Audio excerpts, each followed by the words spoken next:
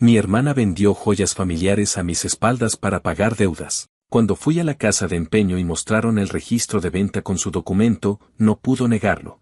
Mi hermana y yo crecimos en un hogar donde no había lujos, pero sí algunas cosas que tenían valor sentimental porque venían de la familia de mi abuela materna. Ella guardó por décadas un anillo sencillo de oro blanco y un par de aretes que había usado durante toda su vida adulta. No eran joyas de revista, pero sí esas cosas que uno no vende ni aunque esté pasando un mal rato.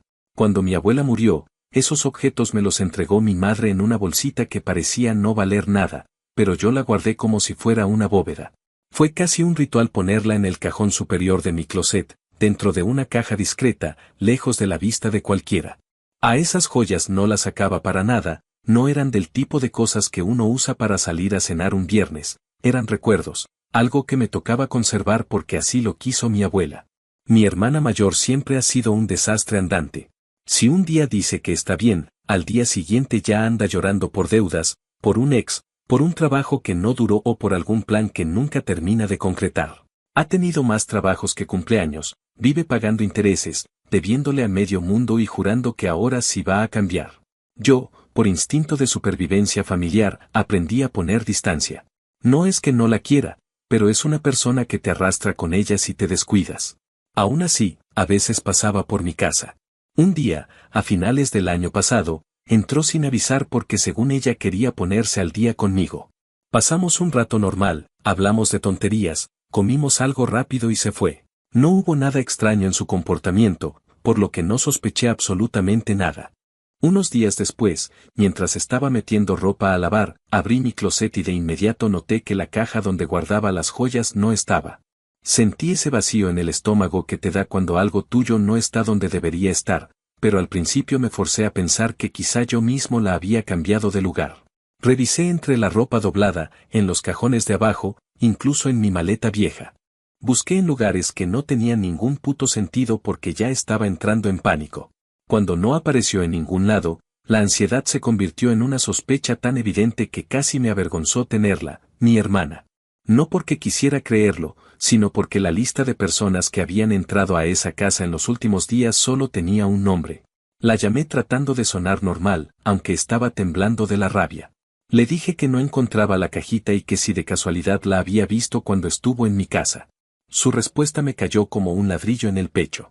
Me dijo que por qué carajos tendría ella que tocar mis cosas, que yo siempre inventaba dramas, que tal vez la había perdido porque era un desastre.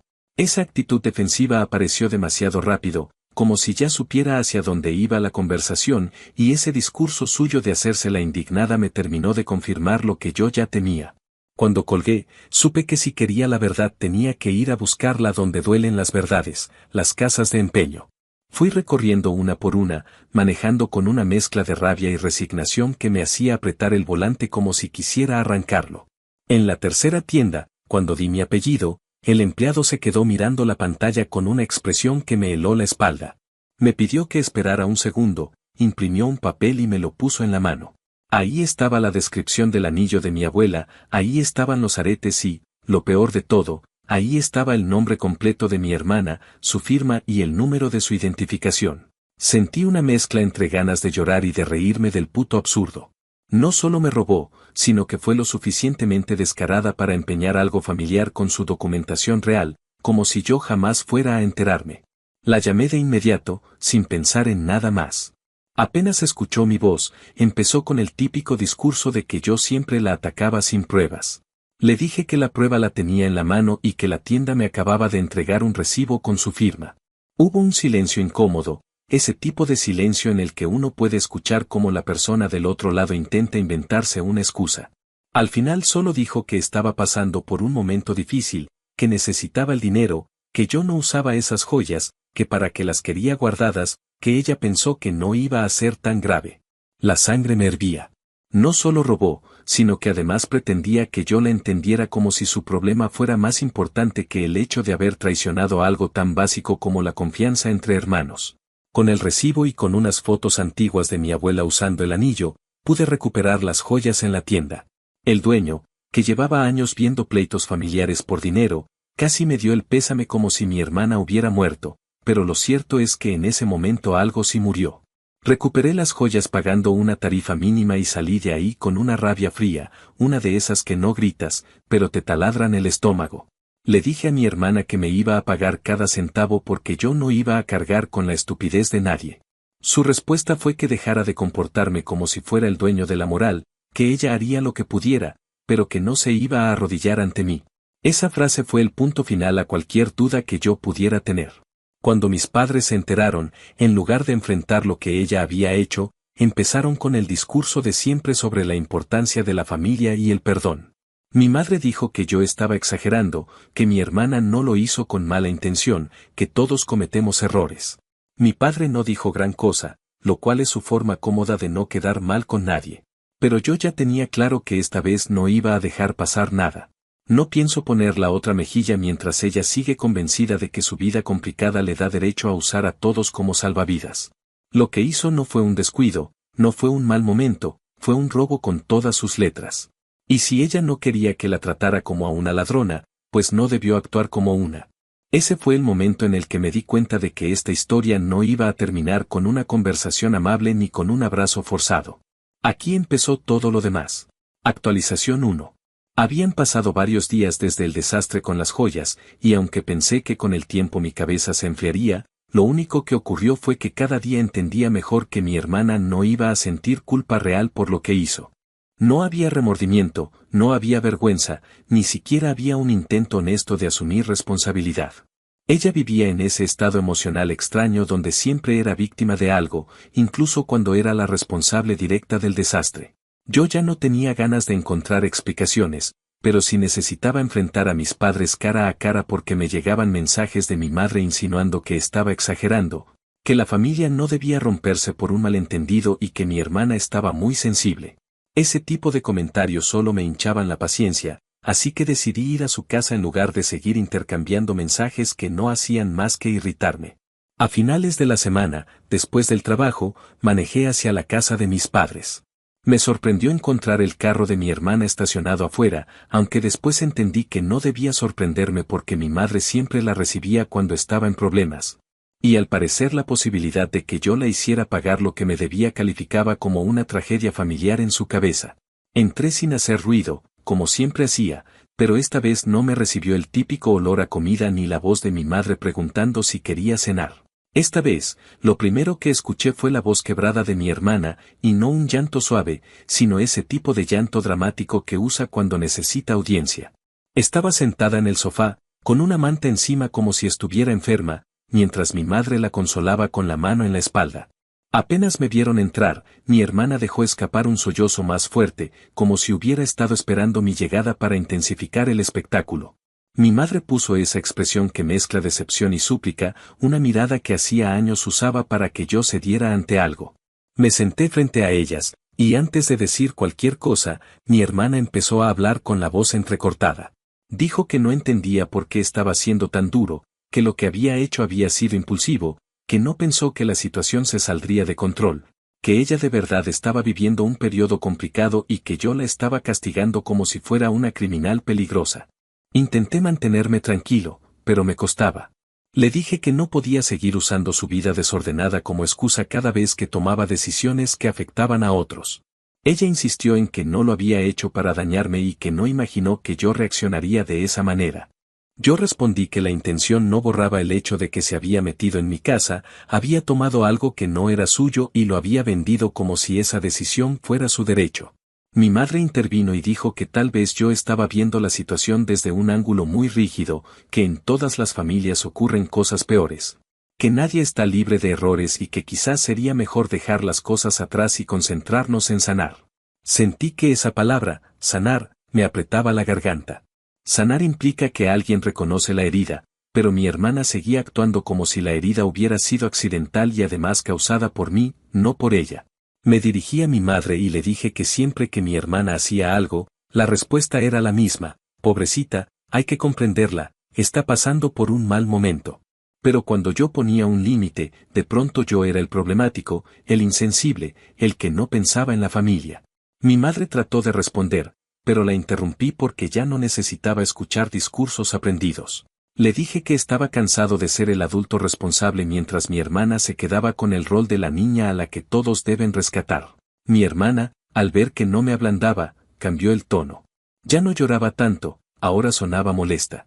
Dijo que yo estaba siendo cruel, que no estaba entendiendo su situación económica, que ella había tenido la intención de pagarme, pero que no esperaba que yo fuera a ir corriendo a un abogado o a la policía. Le expliqué que yo no había corrido a ningún lado, que fui a recuperar algo que me pertenecía, y que si ella no hubiera empeñado las joyas no estaríamos teniendo esa conversación. Mi madre intentó suavizar todo diciendo que quizás podríamos llegar a un acuerdo y evitar que esto escalara, pero yo ya había tomado la decisión de que si mi hermana no pagaba lo que debía, yo no iba a retroceder. En ese momento llegó mi padre, que había estado trabajando hasta tarde. Entró y vio el ambiente pesado, pero en lugar de buscar información, solo se quedó apoyado en el marco de la puerta, mirando el piso como si ya supiera que prefería no intervenir. Esa pasividad solo me confirmó que no debía esperar apoyo ahí tampoco. Mi hermana volvió a cambiar su discurso, ahora intentaba sonar razonable. Dijo que no entendía por qué tenía que arruinarle la vida por un error, que ella había cometido errores peores en el pasado y que yo nunca había reaccionado así. Le respondí que esta vez no era un error emocional, ni una decisión impulsiva que solo le afectaba a ella, esta vez había cometido un delito y me había afectado directamente. Le dije que si quería que yo la tratara como adulta, tenía que empezar a asumir consecuencias como adulta. La tensión subió tanto que sentí que la casa se había vuelto demasiado pequeña para soportar la conversación. Mi madre insistía en que no debíamos permitir que esto dividiera a la familia, mientras mi hermana seguía mezclando llanto con reproches, y mi padre continuaba sin ofrecer una sola palabra útil. En un punto me levanté y dije que no iba a quedarme ahí discutiendo lo obvio, que yo recuperé mis cosas y que esperaba que me devolvieran el dinero que tuve que pagar. Mi hermana respondió que no tenía dinero y que me pagaría cuando pudiera, aunque la forma en la que lo dijo sugería que no tenía intención real de hacerlo. Le dije que eso no era una opción, que yo no estaba pidiendo un favor ni haciendo una negociación emocional, me debía algo y lo iba a pagar. Mi madre exhaló como si mis palabras fueran una decepción personal, y fue ahí cuando entendí que no iba a obtener comprensión de ellos. Me di cuenta de que mis padres habían construido un mundo donde mi hermana era la hija siempre al borde del colapso, la que necesitaba protección, y yo era el que se supone que debía mantener la calma, el que debía ceder, el que tenía que ser fuerte para todos. Pero yo ya estaba cansado de ese rol. Les dije que si querían seguir tratándola como alguien incapaz de asumir responsabilidad, era problema suyo, pero yo no iba a hacerlo más. Lo dije sin gritar, sin hacer un escándalo, solo con una claridad que me sorprendió incluso a mí. Me fui sin esperar respuesta. Mientras manejaba de regreso a mi casa, sentí ese cansancio emocional que se queda pegado al cuerpo como si llevaras un peso encima. No estaba triste ni furioso, era una mezcla rara de decepción y determinación. Sabía que esa noche había cambiado algo que no tenía vuelta atrás. No era solo el asunto de las joyas, era la confirmación de que mi familia esperaba que yo cargara con las consecuencias de los actos de mi hermana, como si eso fuera parte de mi identidad. Como si yo tuviera la obligación moral de tolerar lo intolerable. Entendí que la única forma de proteger mis cosas, mi estabilidad y mi propia dignidad era estar dispuesto a alejarme si hacía falta. Y aunque en ese momento no lo dije en voz alta, supe que era solo cuestión de tiempo para que eso se volviera una realidad más grande que cualquiera de nosotros. Actualización 2. Habían pasado varias semanas desde aquel enfrentamiento en casa de mis padres, y durante ese tiempo descubrí que cuando uno en verdad se niega a ceder, la familia entera empieza a mostrar versiones de sí misma que hasta ese momento habían permanecido escondidas. Yo seguía sin recibir ni un solo centavo de mi hermana, como era de esperarse, pero lo que sí recibí fueron llamadas, mensajes y hasta visitas inesperadas de familiares que casi nunca se interesaban por mi vida, pero que de pronto parecían creer que estaban obligados a intervenir para que yo corrigiera mi supuesto comportamiento injusto. Ella había hecho un excelente trabajo contándole a todos su versión de los hechos, una en la que yo era un hermano despiadado que quería destruirla por un error insignificante, y donde ella aparecía casi como una víctima de mis exigencias exageradas. En cuestión de días, algunos primos que ni siquiera habían estado presentes cuando murió nuestra abuela se atrevían a decirme que yo estaba exagerando, que debía recordar que la familia era lo primero y que la sangre pesaba más que el dinero. Escuchar ese tipo de frases vacías de gente que no sabía ni la mitad de lo que había pasado me terminó de confirmar que mi hermana había movido cielo y tierra para tener una red de apoyo que le sirviera de escudo emocional. El salto de tiempo también me permitió observar cómo se desarrollaba su narrativa. Ella no solo había omitido partes cruciales, como el hecho de haber usado su identificación para empeñar las joyas sin consultarme, sino que además había adornado la historia con elementos dramáticos que la convertían en una mujer desesperada, humillada por un hermano cruel que no sabía comprender el sufrimiento ajeno. En sus palabras, yo prácticamente la estaba llevando a la ruina por un anillo viejo que no tenía valor real más allá de lo sentimental. No mencionó, por supuesto, que ese supuesto valor sentimental era justamente lo que le daba sentido a mi enojo. Ella se vendía como una figura trágica, una adulta acorralada por la vida que había actuado impulsivamente y ahora pagaba el precio de mi dureza. Y, como suele pasar, algunos se tragaron esa versión sin cuestionar nada. Lo más frustrante era observar cómo esas personas, que jamás habían levantado un dedo para ayudarla, ahora aparecían para darme lecciones de moral como si realmente entendieran el trasfondo. Con el tiempo crecieron las tensiones internas dentro de mi familia. Mi madre, incapaz de aceptar que yo no iba a retroceder, insistía en que esto nos iba a fracturar de forma definitiva. Mi padre, aunque más reservado, tampoco ocultaba su incomodidad con mi postura. Él, a su manera, esperaba que yo cediera simplemente para evitar conflictos. Pero yo ya no estaba dispuesto a seguir siendo el hermano que carga silenciosamente con el caos de los demás. Ese rol, que durante años desempeñé sin cuestionarlo, había llegado a su límite. Y fue precisamente cuando dejé de desempeñarlo que todos empezaron a reaccionar con pánico, como si la estructura emocional de la familia dependiera únicamente de mi capacidad para absorber golpes sin responder. El punto más surrealista se dio cuando me enteré, por medio de un primo, que mi hermana había pedido dinero prestado para poder resolver las consecuencias de un malentendido con su hermano. Aunque en realidad no parecía tener ninguna intención de usar ese dinero para pagarme. Más tarde supe que también le debía a ese mismo primo y que había vendido otras cosas en el pasado, objetos que él había dejado en casa de mis padres con confianza de que nadie los tocaría.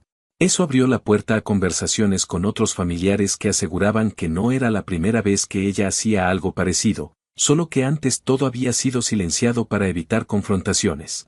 De golpe, descubrí que mi hermana tenía una larga lista de comportamientos que habían sido perdonados o ignorados simplemente porque era más fácil considerarla un caso perdido que enfrentarla de verdad. Esas revelaciones no me sorprendieron tanto como deberían, pero sí reforzaron mi decisión. Ya no tenía ninguna duda de que esta vez no debía retroceder. Y aunque a veces me preguntaba si valía la pena seguir aguantando la presión familiar, también sabía que si cedía ahora, ella nunca iba a entender que sus acciones tienen consecuencias. La única forma de romper ese ciclo era mantenerme firme. El salto de tiempo también me dio espacio para pensar más seriamente en las implicaciones legales del asunto. Cuando hablé con un abogado por primera vez, no fue por impulso, sino porque necesitaba información real acerca de mis derechos. Él fue claro desde el principio, tenía pruebas suficientes para proceder, desde el recibo con su nombre hasta los mensajes en los que mi hermana admitía haber tomado las joyas. No estaba obligado a perdonarle ni un centavo, y si deseaba iniciar una demanda civil, lo podía hacer sin problemas. Escuchar esa explicación de una persona neutral, que no estaba envuelta en mis conflictos familiares, me dio una sensación de respaldo que no había tenido hasta ese momento. No porque yo quisiera llevarla ante un juez, sino porque por primera vez en toda esta situación alguien reconocía que lo que ella hizo era grave. Después de esa consulta, decidí enviarle un mensaje claro y directo: si no pagaba lo que debía, yo iba a seguir adelante con las medidas legales. No insulté, no me puse dramático, simplemente expuse los hechos. Su respuesta me dejó sin palabras. Me dijo que si yo procedía legalmente, ella jamás volvería a hablarme, que prefería perder a su familia antes que arrodillarse ante mí, y que si yo la empujaba a eso, sería culpa mía que nuestra relación se destruyera. Para ella, seguir tratándome como responsable de sus decisiones era lo más lógico del mundo. Esa amenaza emocional, lejos de debilitarme, terminó de confirmar que no había aprendizaje posible de su parte. Estaba más preocupada por manipular la narrativa que por reparar el daño. Con el paso de los días, algunas personas comenzaron a notar que yo no estaba cediendo, y ahí se produjo un cambio en sus actitudes. Algunos familiares que inicialmente habían tomado su lado empezaron a guardar silencio, como si comenzaran a preguntarse si tal vez había más de lo que ella había contado. Otros continuaron presionándome, pero cada vez con menos convicción, haciendo comentarios que sonaban más a obligación moral que a verdadera preocupación. Mi madre mantuvo su postura hasta el final, insistiendo en que yo estaba cometiendo un error irreparable, mientras mi padre optó por guardar distancia para no quedar atrapado entre nosotros dos. Finalmente, llegó el momento en el que tuve que detenerme y analizar no solo la situación económica, sino también la emocional. El salto de tiempo me permitió observar que la relación con mi hermana no se había quebrado por el tema de las joyas, sino mucho antes. Ese incidente solo había puesto en evidencia que ella llevaba años aprovechándose de una estructura familiar que la protegía sin cuestionarla. Lo único que había cambiado ahora era que yo finalmente había dejado de participar en ese juego. Y cuando uno deja de jugar, a veces la familia entera se desmorona porque necesitaba que tú siguieras sosteniendo una ficción. Ese fue el punto en el que decidí que no solo iba a seguir adelante con las medidas legales si era necesario, sino que estaba dispuesto a asumir las consecuencias emocionales que eso implicara. No puedo seguir siendo el soporte de una dinámica donde siempre soy yo quien debe aguantar, ceder, reparar y fortalecer los vínculos mientras otros se dan el lujo de romperlos sin pensar. La actualización se resume en algo que no pensé que llegaría a aceptar. Esta historia dejó de ser solo sobre unas joyas y se convirtió en una prueba de que tan dispuesto estoy a defenderme incluso cuando eso implica enfrentar a mi propia familia. Y aunque todavía faltaban cosas por resolverse, esa certeza, por primera vez, no me causaba miedo.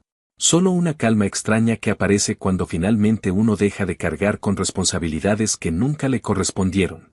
Actualización final.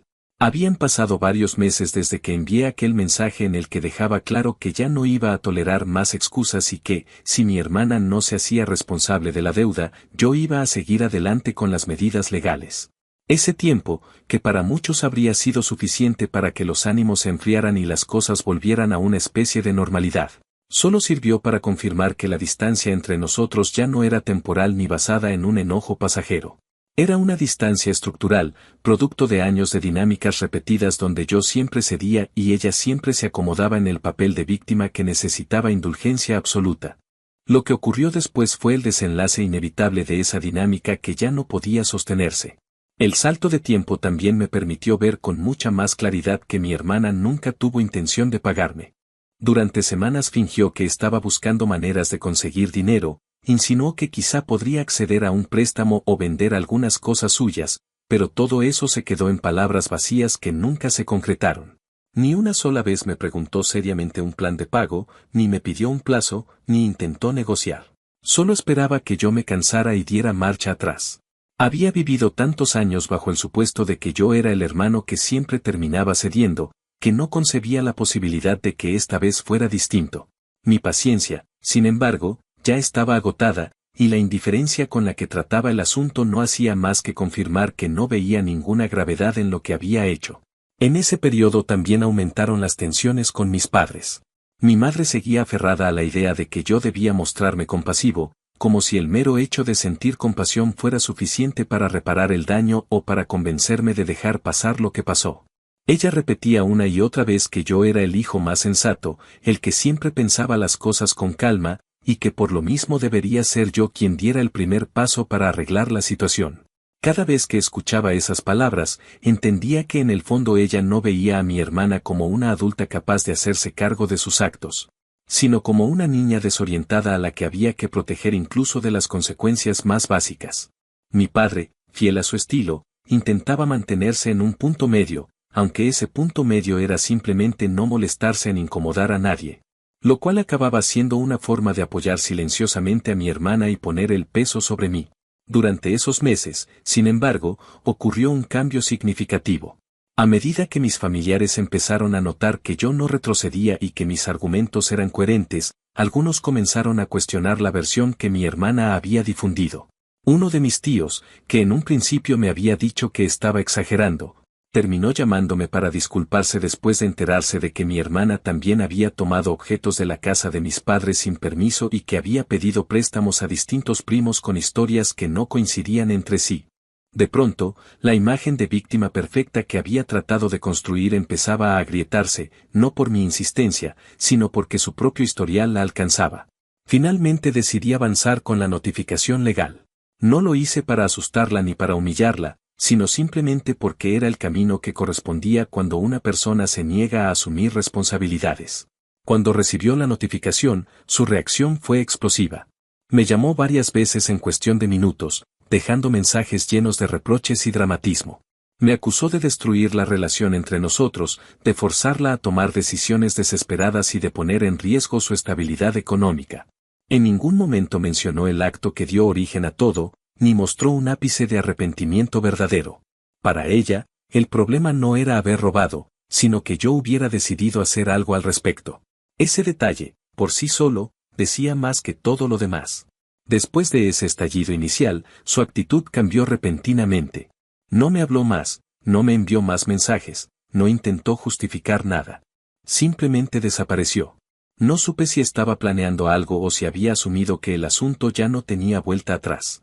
Lo que sí supe fue que, unas semanas después, mi abogado me llamó para informarme que habían recibido un pago completo de la cantidad que yo había gastado para recuperar las joyas. El dinero venía sin explicación directa, pero junto con él había una nota escrita con la letra de mi madre donde decía que lo hacía para evitar que la familia se rompiera y que esperaba que yo reconsiderara continuar con la demanda.